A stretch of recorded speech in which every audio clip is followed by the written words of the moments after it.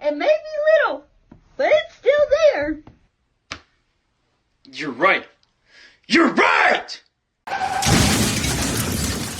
You gotta be sure to make every little bit count.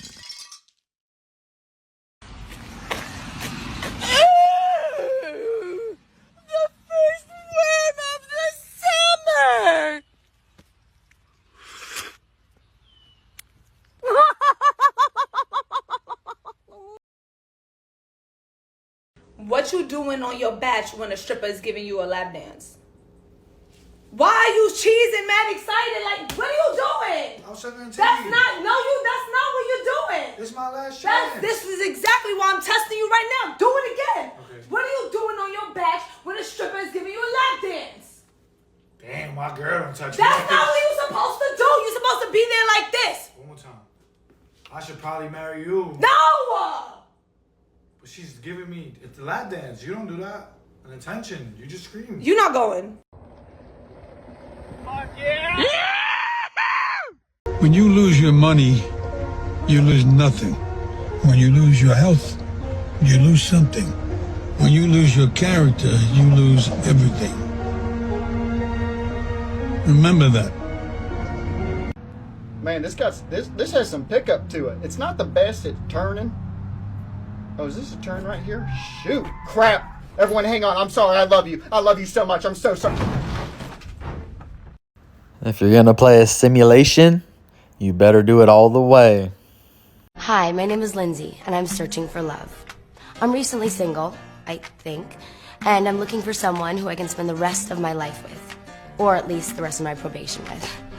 A little bit about me. Good Lord.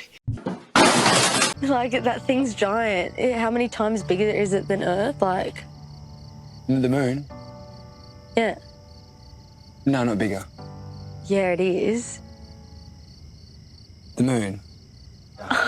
Nah. You just said you're so into it and you don't know that the moon's bigger than Earth. No, it's not. Yeah, it is. I don't think it is. It is. The moon is bigger than Earth. Surely it has to be, because when you're looking at the moon from Earth, it's huge. I thought she was kidding, but she's serious. But, like, it's so far away from us. Man, I gotta tell you, this is my personal experience right here in a nutshell. It's like, they're pretty hot, but they so dumb. I don't even want to hit it no more. It's like, what in the fuck? And sometimes the topics just aren't as innocent, or, you know, as is the moon bigger than the Earth. How much time has she had on the planet? Fuck. Guys are always like trying to show off with their fucking car noises and shit by girls. Like, babe, that's a turn off. That's a turn off. Shut up, bitch!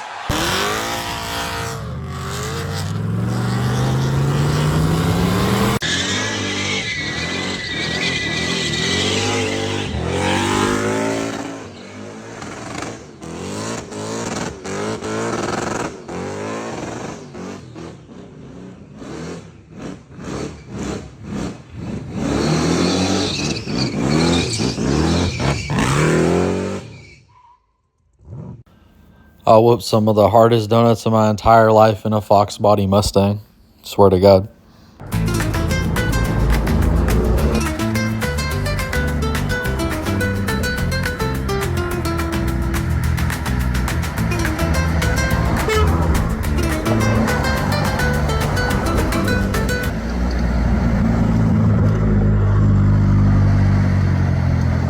You said that you effed a whole platoon. Oh, yeah. Let's report this to the authorities straight off. How did this unfold? Where were you? I was in Alabama working at Buffalo Wild Wings. Okay, and one of them came in and he was like, He would, yeah, and then he would stay for me, like, after work, and I'd be like, we go into my car. And, like, we would go to my car after work, like, do it. And then how did that translate into, yo, you should sleep with my whole platoon?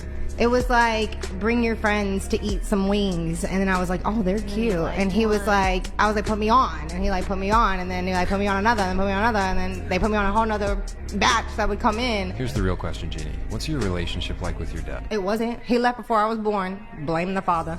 I do have daddy issues. This is why you must raise your daughters. Okay, dudes?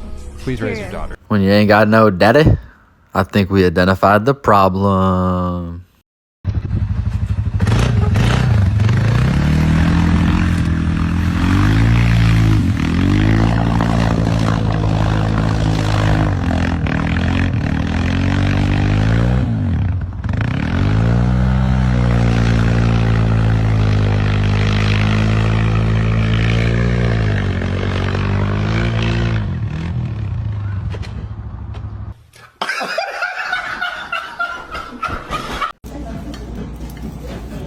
You gotta be shitting me, Joker. You are really dumb, for real. I'm not religious, man. I believe in God, but one of the stories out of the Bible, one of the most famous stories is what? It's Adam and Eve. What did Eve bite? She bit the apple. Look at the logo on your fucking phones. It's a bitten apple. That's crazy. You know what I said on the rhyme? I said, 2 hands holding your phone, it's like you pray to it. Yeah. Think about it, like that's what you're actually doing. You're actually sitting there and praying to this device. It's a cell phone, baby. It's a cell phone for a reason. You're prisoner to the phone. You're in a cell. I'm still on a BlackBerry, dog. What? Yeah, you think I'm playing with you? Yeah. Hell no. Okay, so how do you avoid it? That's like, I don't what kind of even phone know is that? Is that a BlackBerry? Watch out, I'm gonna be on a flip phone next year. Damn. But you know what that allows me to do? It allows me to stay focused, and it doesn't allow the noise to come in. Oh my God, what the f***? I look good, I look good, I look delicious. I look like a fucking busted up radiator.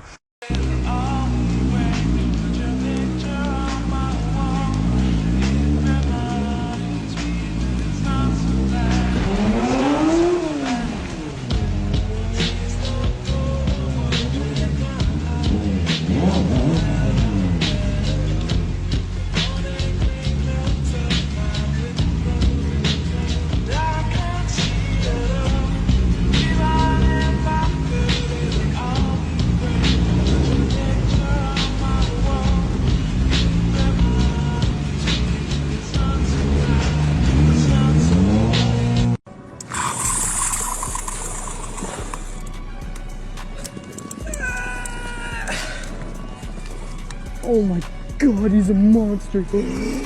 Oh my God. Oh my God. Oh my God. Oh my God. Oh my. You're gonna flip me on my kayak.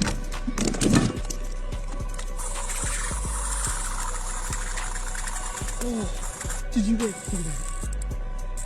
Did you see how big that freaking surgery was? My biggest fish out of a kayak, and it's on this little rod. Yeah!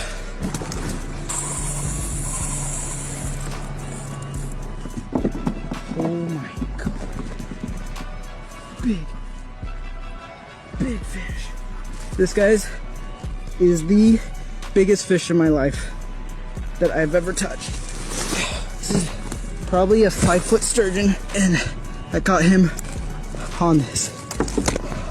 This was a hard day, and he's well worth it. Thank you everyone for watching. This is a fish of a lifetime. I love you and goodbye.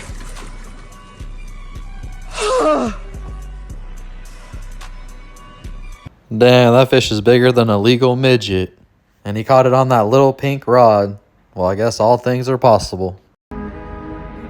Fellas, she could block you, delete you, or unfollow you. But she could never unswallow you. Scooty, scoot. Scooty, scoot. That's what you holler when you see me. The fact that a woman will get in a car designed and built by a man and go to a studio that was built by men and sit on a chair that was built by men and talk to a camera that was built by men and tell the world that men ain't shit shows she is worse than low IQ. She's a bad person. Men built a society which is so civilized that women can sit on TV and hate us. You couldn't do that unless men built you a safe society in the first place. Hey! Hey, you can't park there! You can't park there! Men are instinctually repulsed by a woman that's been with a lot of men. Now, I know that sounds controversial, but stop and think about this. For all of human history, men have been repulsed by promiscuous women. It's instinctual. It's natural. The so-called controversy is new. It's been fabricated by the feminist narrative and modern society in general in an attempt to shame men into accepting the promiscuous woman, which is a relatively new thing. But the bottom line is, men do not need data. We don't need research. We don't need experts to tell us what we understand instinctually, naturally, that a promiscuous woman is a poor choice for a long-term partner, a wife. Because if she's been promiscuous, she's very likely to cheat, and even if she doesn't, you'll never give her any first experiences, and whatever good things that you do for her, somebody else has already done. You'll never be the man. You will always be one of the men, and that's instinctually repulsive to men. There's no controversy. So men, work on being objectively masculine, make the best of yourself overall, and don't allow society to shame you and thus pull you down and force you into a life that you don't want to live. Expect better. Demand better. Do not settle. I'm curious to know how you guys feel about this one, because for like 20 years at least, I was telling my friends this exact concept, but they'd always be like, I want a girl that's experienced so she knows what she's doing and all this BS. And I was always like, I've been with girls that I knew had been around the block at least a few times, and they weren't very great at anything that they did. It's like, if you know how to please a woman, you can rise the freak out of her, even if she's has no experience whatsoever. It's really on the man and how he can stimulate the woman. Because when you stimulate her enough, she is going to go crazy. But I don't correlate it to her being able, like having a high body count or, you know, even medium would give her more experience. I've never seen the correlation before. And the more that they're with, the more of a turnoff it is. Exactly the concept he's describing is how I've always felt. What about y'all? Have I ever told you how good your cooking is? No, I don't think so. Then why the f*** do you still cook? Personal development is one of the biggest addictions. Once you start bettering yourself, you become addicted to it. You're like, nothing else matters. This feels so fucking good. This is what I have to spend my time doing. Everybody's actually seeking inner peace, contentment, to feel good in their own skin. Like, that's what they really want. They think it's the other shit. Somehow, by the grace of God, I ended up doing this, and I'm 100% addicted to it. There's nothing better than winning, becoming better. It's like no dopamine, you know, hit or alcohol or anything that you're doing right now is going to make you feel better than winning. You need to start doing it. I'm serious.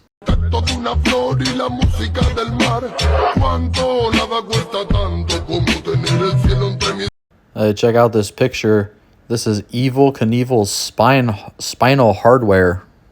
What the hell? Look at that. That was all up in his back. Alright guys, hey, go check out my coffee mug store. I got some cool designs in there. I made them all myself. And we also have the Smackn The Wall merch store. So if you get a chance or you want to, go over there and check those out. The links are in the description. Alright y'all, let's see what I got for you today. You know, I was over here talking to one of my neighbors, and, well, he's a little bit overwhelmed with the finances. And he's an older guy, so he's always figured it out in his life, but it always occurs to me when you're asking yourself, what am I going to do, you know? You got to write the list. Because typically when you're thinking, what am I going to do? And it feels like this gigantic monster in your brain, and you're just like, fuck, you know? When you write it out, you see it so much clearer, and it makes the problem so much smaller. When you develop a plan, it's going to curb your anxiety completely. Because when you're a man and you know you got a problem and you know you got to face it, but you're not facing it, or it's so multifaceted that you can't think it through all the way, and you're not writing the list down, then you just have this constant anxiety in your body. You know you have something you need to take care of. But when you sit down and you write it down, it becomes so much simpler, and you can figure out how to fix the problem, get to the destination that you need to get to, and you can have a checklist. You can cross it off. You can come back. You can write more stuff. You can change what you wrote. You can really think the problem through and solve the problem, and it's going to take this horrible feeling that you're having and curb the whole situation. So I gave him that advice to go write a list, to clear his mind and clarify what's taking place, write down how much money he needs to make and how he can make the money, and then start executing the plans. And, you know, if it's go back to work, maybe it's go back to work. If it's sell cars on the side, maybe it's sell cars on the side. If it's make your living expenses less and those other things I listed too, then maybe that's what it is. But every problem in your life, for the most part, is solvable. And certainly certain things happen in life and they're unexpected and they don't make sense, or, you know, there's no rhyme or reason to it. You just have to deal with it. But I think a majority of our problems we can overcome. And if we sit down and use our whole brain, it's not as big of a deal as we make it out to be. And we can stop feeling the feelings that are overwhelming and difficult to deal with much sooner. All right, guys. I always appreciate you guys tuning in. You know, go check out our other pages. We got Our Latest Angels. We got Larry Springer as a backup. We got all kinds of stuff going on. So, as always, I appreciate y'all tuning in. Please like, share, and subscribe. And we're going to see you on the next one.